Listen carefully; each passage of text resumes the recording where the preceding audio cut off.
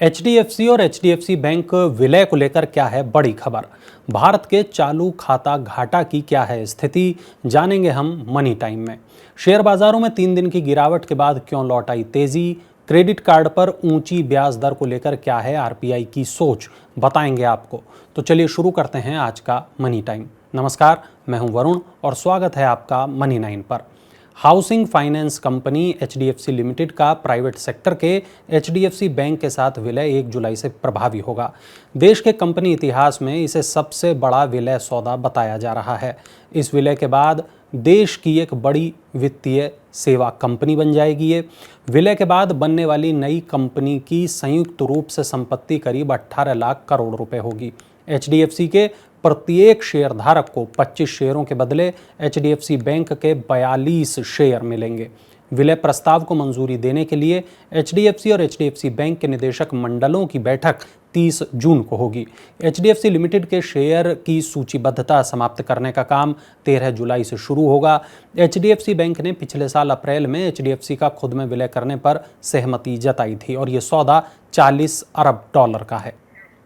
देश का चालू खाता घाटा वित्त वर्ष 2022-23 की जनवरी-मार्च तिमाही में घटकर 1.3 अरब डॉलर रह गया है। ये जीडीपी का 0.2% है।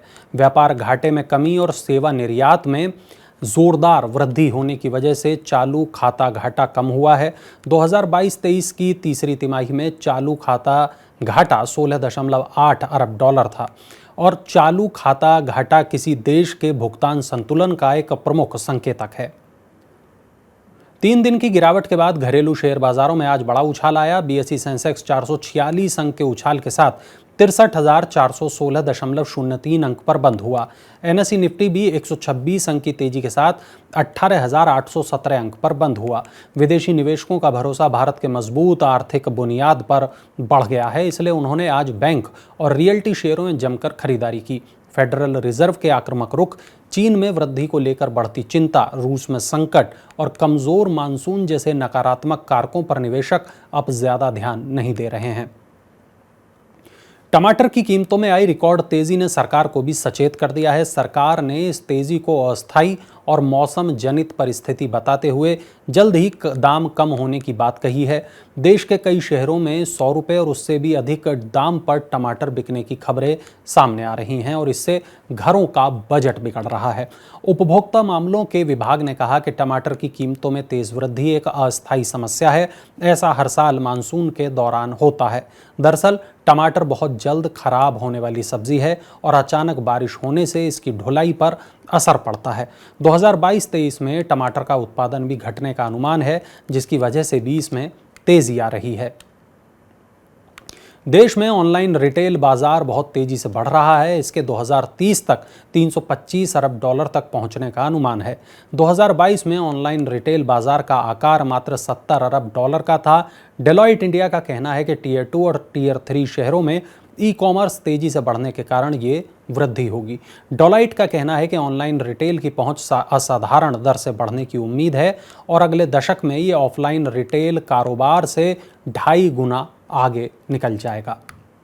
चलिए रुक करते हैं अगली खबर का। भारत में स्टार्टअप कंपनियों के यूनिकॉर्न बनने की रफ्तार वर्ष 2023 में सुस्त पड़ गई है। इस दौरान 1 अरब डॉलर का कारोबार करने वाली कंपनी बनने वाले स्टार्टअप की संख्या तेजी से घटी है।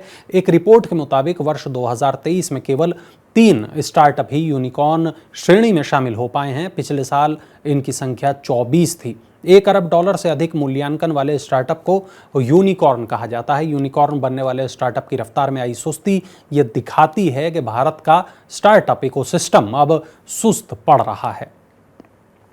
कर्मचारी भविष्य निधि संगठन यानी ईपीएफओ ने ऊंची पेंशन का विकल्प चुनने के लिए आवेदन जमा करने की समय सीमा बढ़ाकर 11 जुलाई कर दी है। ये दूसरा मौका है जब अधिक पेंशन का विकल्प चुनने के लिए आवेदन करने की समय सीमा बढ़ाई गई है और इससे पहले इसे 3 मई 2023 से बढ़ाकर 26 जून किया गया था। ईपीएफओ ने ऊंची पेंशन के लिए जमा किए जाने वाले अतिरिक्त योगदान की गणना के लिए एक कैलकुलेटर भी पेश किया है। सरकारी खरीद पोर्टल जेम देरी से भुगतान करने पर जुलाई से दंडात्मक ब्याज लगाने का प्रावधान शुरू करेगा। सरकारी मंत्रालय और विभाग अगर विक्रेताओं को देरी से भुगतान करेंगे तो उन्हें यह ब्याज देना होगा। सरकार ने जेम मंच पर सामान बेचने वाले विक्रेताओं को भुगतान में देरी करने पर खरीदारों से 1% जुर्माना लेने की बात कही है। यह प्रावधान जुलाई से प्रभावी होगा। यह प्रावधान विभागों को भुगतान समय पर करने के लिए प्रेरित करेगा। अदानी टोटल गैस देश भर में 1800 सीएनजी स्टेशन स्थापित करने की योजना पर काम कर रही है। इन स्टेशनों की स्थापना अगले 7 से 10 सालों में की जाएगी। कंपनी की योजना अपनी उपस्थिति पूरे देश में मजबूत करने की है। अभी कंपनी के 124 जिलों में सीएनजी स्टेशन हैं। सीएनजी स्टेशन का मजबूत नेटवर्क सीएनजी वाहनों की बिक्री बढ़ाने में भी मदद करेगा। स्वच्छ ईंधन के उपयोग से कार्बन उत्सर्जन में कमी लाने में भी इससे मदद मिलेगी। शराब की बिक्री वित्त वर्ष 2022-23 में 14% बढ़कर 38.5 करोड़ पेटी तक पहुंच गई है। प्रीमियम सेगमेंट में बिक्री 48% बढ़ी है। बिक्री का ये आंकड़ा वित्त वर्ष 2019-20 में कोविड महामारी से पहले के स्तर की तुलना में लगभग 12% अधिक है और इससे पता चलता है कि उद्योग पर कोविड का असर पूरी तरह से खत्म हो गया है। चालू वित्त वर्ष में शराब उद्योग में 8% वृद्धि होने की उम्मीद है। इसके साथ कुल बिक्री करीब 42 करोड़ पेटी तक पहुंच सकती है। एक पेटी में 9 लीटर शराब होती है। भारत में बिकने वाली शराब में व्हिस्की शीर्ष पर है और कुल बिक्री में इसकी हिस्सेदारी 63% है। आईटी सर्विस कंपनी सिनोप्टिक्स टेक्नोलॉजीज का आईपीओ 30 जून को सब्सक्रिप्शन के लिए खुलने वाला है। निवेशक इस इश्यू में 5 जुलाई तक निवेश कर सकेंगे। कंपनी ने इसके लिए 237 रुपये प्रति शेयर का फिक्स्ड प्राइस तय किया है। कंपनी इस इश्यू के जरिए 54 करोड़ रुपए जुटाना चाहती है। कंपनी के शेयर एनएसई एसएमई एक्सचेंज पर लिस्ट होंगे।